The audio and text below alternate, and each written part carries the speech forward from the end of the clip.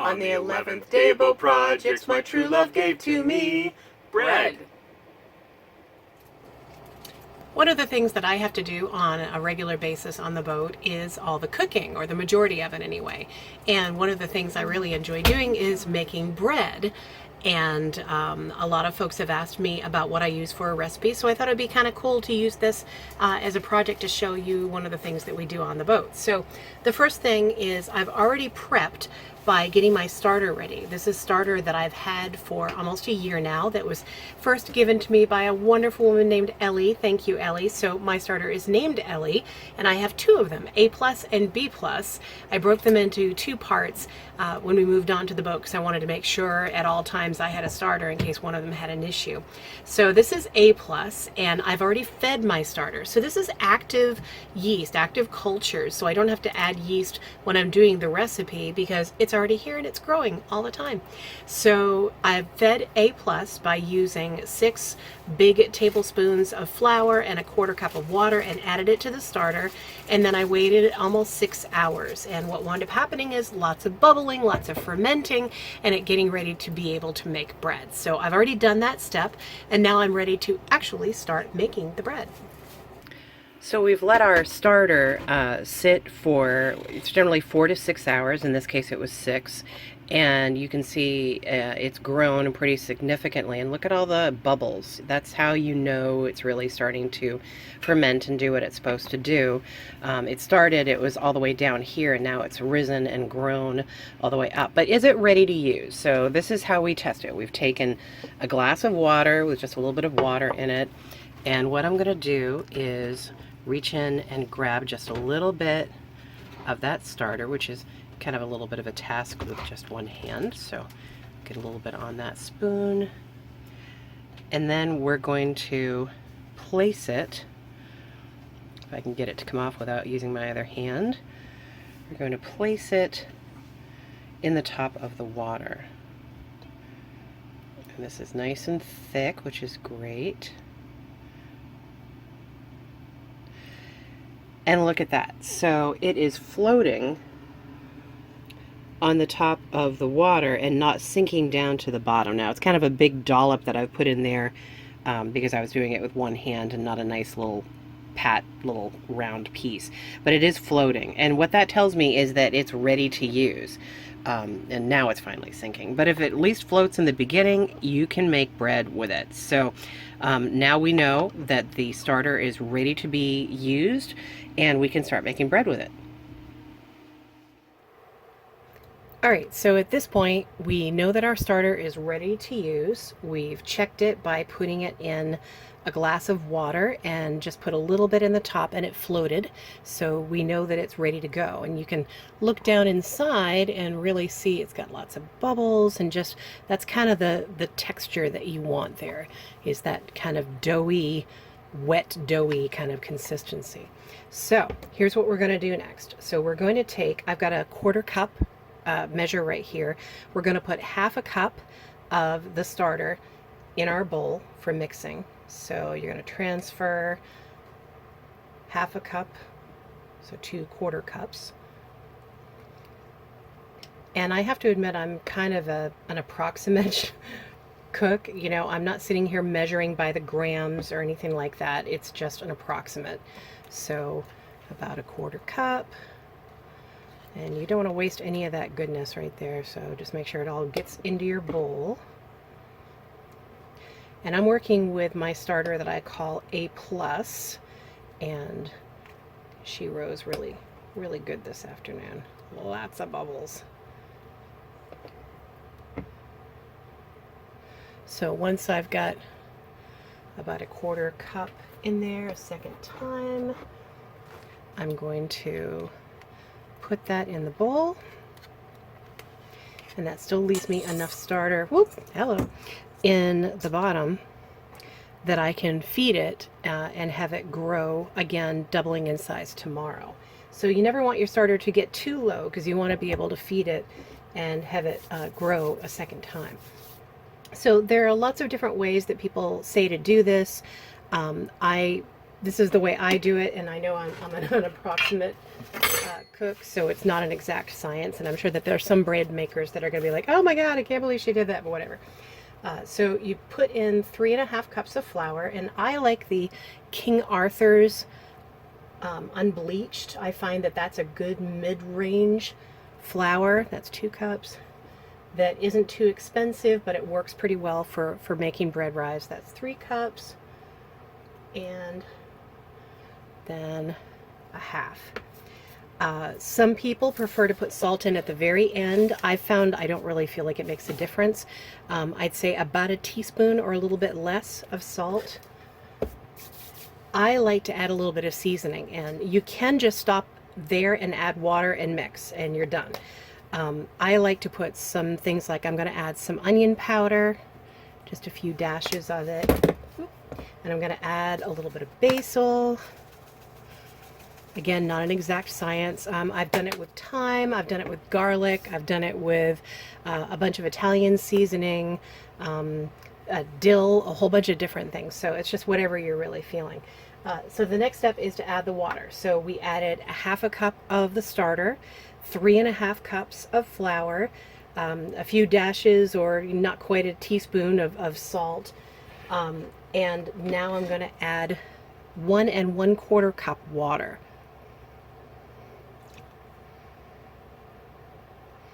That's 1/2 cup.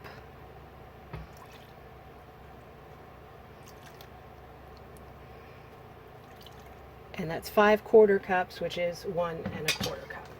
So now I've got everything in my bowl to mix together. Now, the first few times that I did this, I just used a big metal spoon, and it works totally fine, although some people will tell you you need to use a wooden spoon or a silicone. This is a bread mixing tool specifically for bread making, and I did find that I found one on Amazon for like $8, and it did make a big difference when I started using it. It makes a big difference getting everything off the sides, and so the cleanup isn't as bad, and it just seems to mix up faster. So hold it in your hand, just kind of rotate it through a few times so you get things starting to blend together. So you don't have one big section that's all wet or all dry.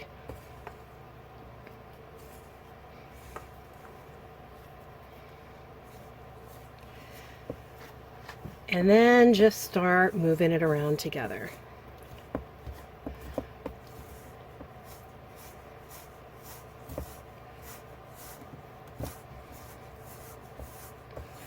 And I find it helps to just kind of scrape the sides a little bit, make sure you're getting everything.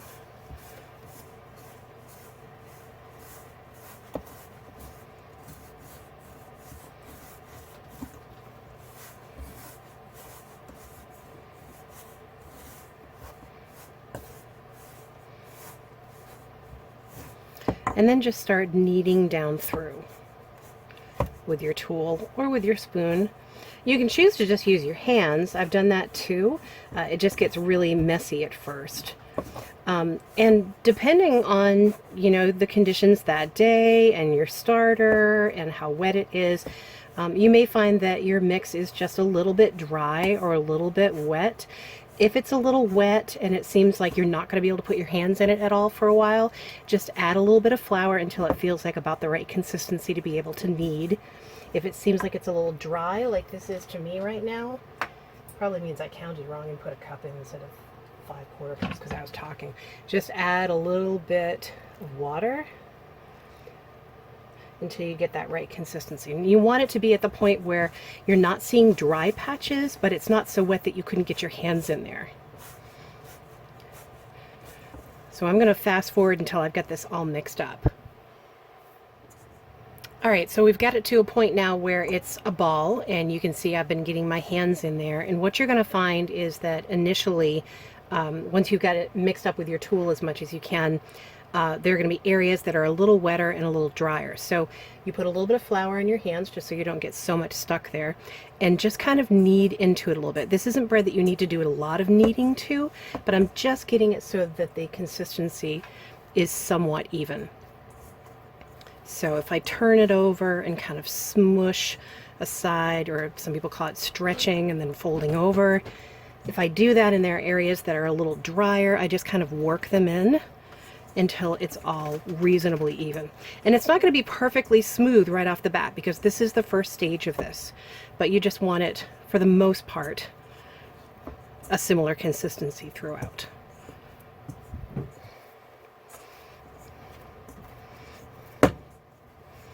All right, so I'm pretty happy with how that's looking for right now. The next step is for me to let it sit, and we're gonna do 2-hour period of time. So for the next 3 half hours, every half hour, I'm gonna rotate this bread.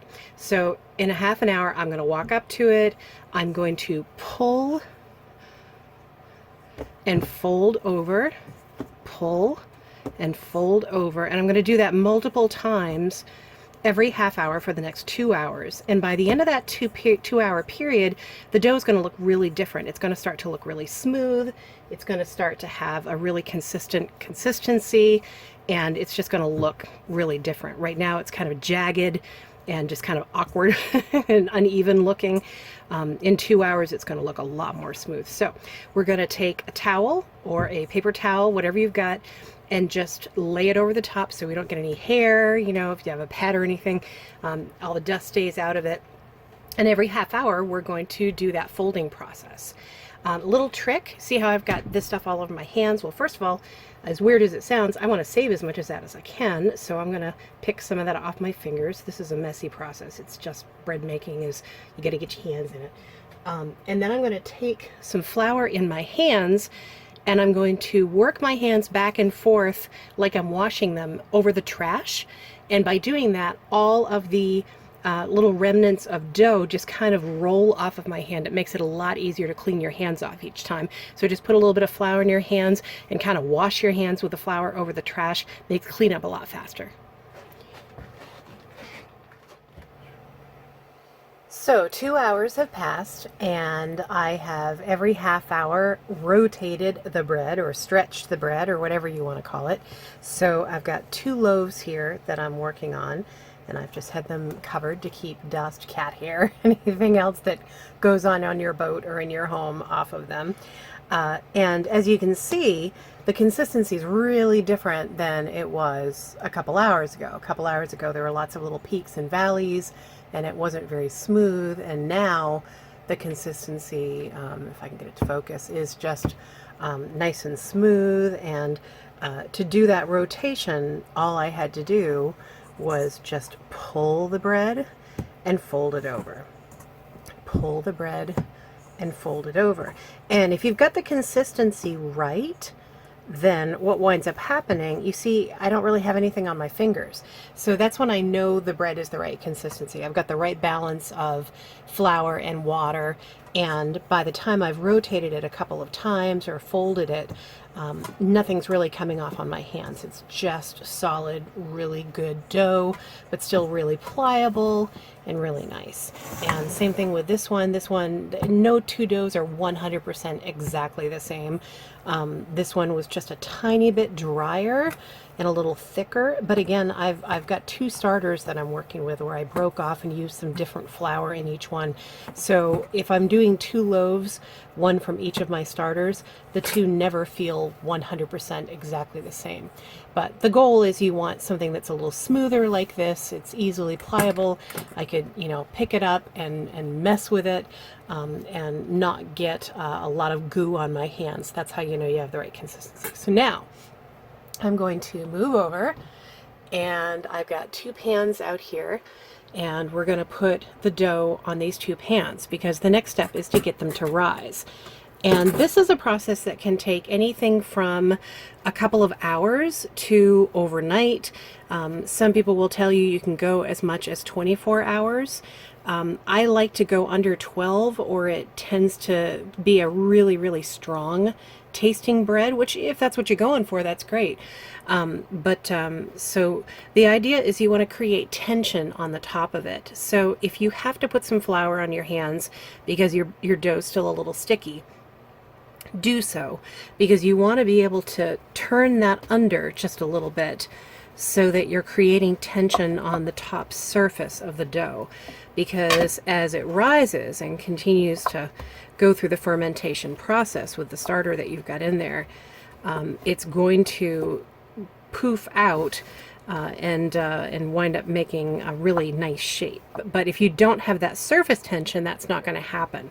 So that's why I'm kind of tucking the ends under, rolling it under just a little bit, so that at the end there's almost like a little mini crust that winds up forming before you ever even cook it, where there's like a skin on the sourdough bread, and that's what you want. You want that skin that you can then like take a very sharp knife and create patterns on it, and that's where you get those really cool shapes that you see on bread all the time.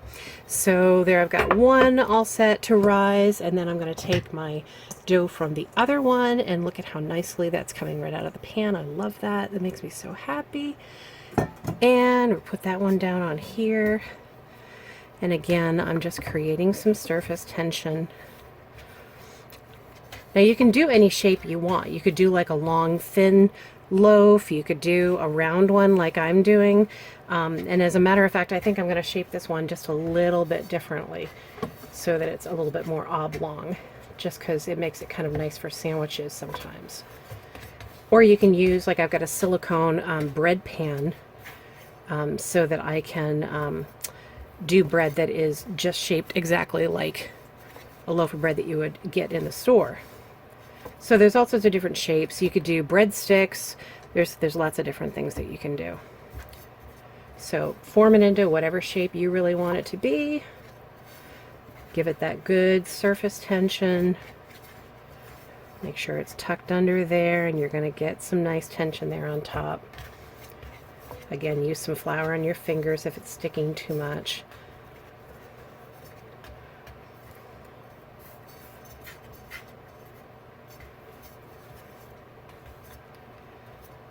There, I'm happy with that. Slightly different shapes, and I'm gonna cover those with a cloth and let those sit overnight and continue to expand. Now, let's say that I woke up in the morning and they really haven't expanded very much. Well, I'm living on a boat and it can get a little cold.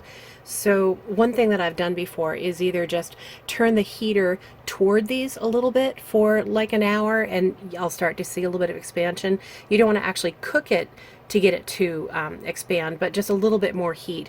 The other thing that I've done is run my convection oven for about a minute so that the inside of it has gotten just a little bit warm, and then set one of the bread inside.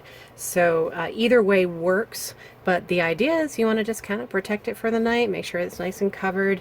You know, you're not going to get any bugs or any dust and stuff like that in it.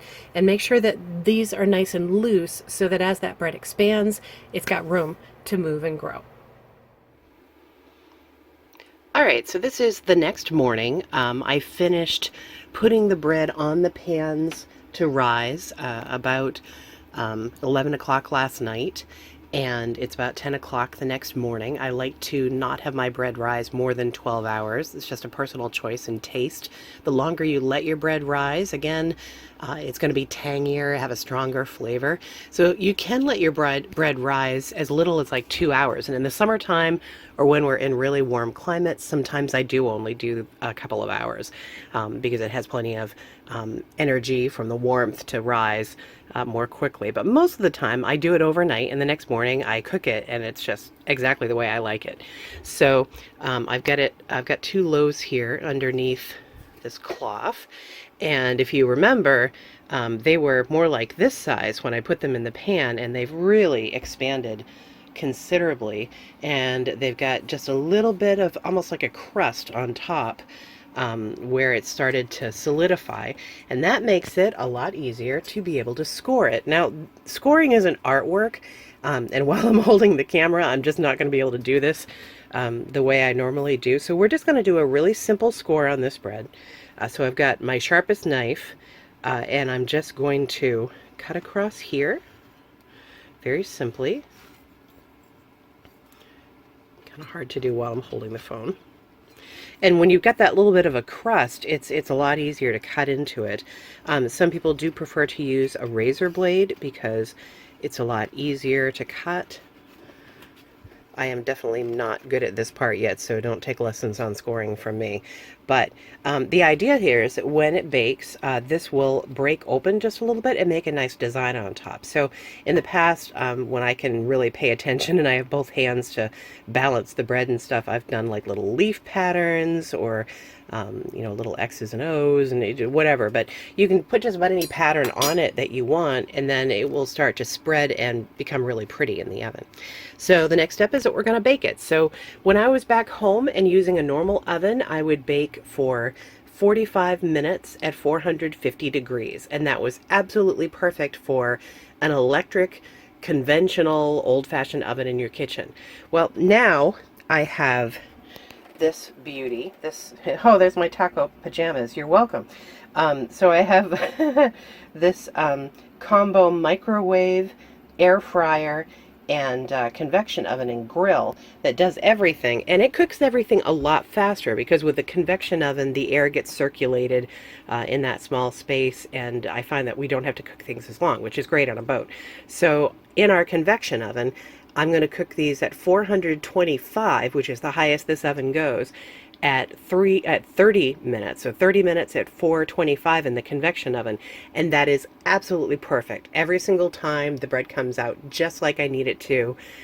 So that's the plan, and we'll see it when it comes out of the oven. Again, we're going to bake on my oven. We're going to do 425 because that's as high as mine goes.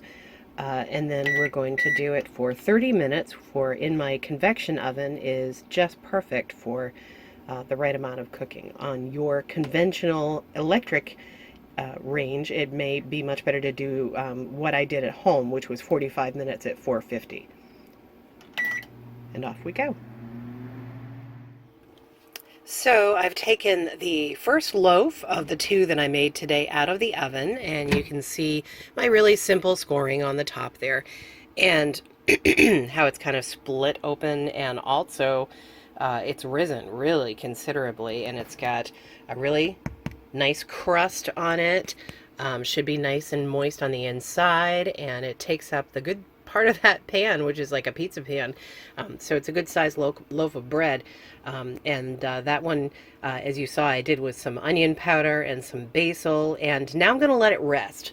We're going to let it sit here and just continue cooking, but outside of the oven, because it'll continue cooking for a little while on the inside. And ideally, you don't want to cut into it for at least 45 minutes. So let it sit there, let it rest, let it cool. 45 minutes later, we can have an awesome piece of bread. And now I'm going to put the other one in the oven. Definitely not my best scoring day. I've tried to do everything while holding the phone and didn't really work out so well for me. But now I'm going to put the other bread in the oven, and we will see how that one comes out a little differently, because I am using two different starters, as I mentioned, A and B. They both came from the same one originally, but my two breads, if I do two the same day from my two starters, they never come out exactly the same. So over the last year and a half or so of using slightly different flours in each one, I do find I most often use the King Arthur's just unbleached flour. I find that that's the best middle of the road, not terribly expensive flour that works well for bread making. I know a lot of people prefer to use the organic. I can't afford that all the time, although I will say that it does come out really light and fluffy when I use the organic flour. Some people like using wheat flour or rye flour or something like that. So it just depends on what your preferences are, and we'll see how this other one comes out. And now I've taken the other loaf out of the oven, so we've got two nice little puffy loaves of bread. Not my best scoring, trying to videotape while I'm doing this, but the bread did puff up in the exact same way that I wanted it to, and it's all looks all light and fluffy, but nice crust on the outside. We'll let that one rest, and in 45 minutes we can cut into it. All right, so we have our bread all ready. It's sat for 45 minutes, so I know it's completely done on the inside. And I'm going to cut off a couple of slices. You'll find it's very crusty on the outside. But then you open it up, and it's moist and spongy and soft, and probably, if you come up to me, Smells freaking amazing. So there we have it. Sourdough bread, you're going to get a few bubbles here and there. Some people strive to not have bubbles. I don't really care. It tastes yummy. It's crusty. It tastes delicious. Pour and slather butter and honey all over it, and you'll be happy as a clam. Make sure you follow Sail Bums on Instagram and on Facebook through the links below in the description. And also subscribe here to our YouTube channel so you'll see our next video when it comes out. Thanks for watching, and we'll see you next time.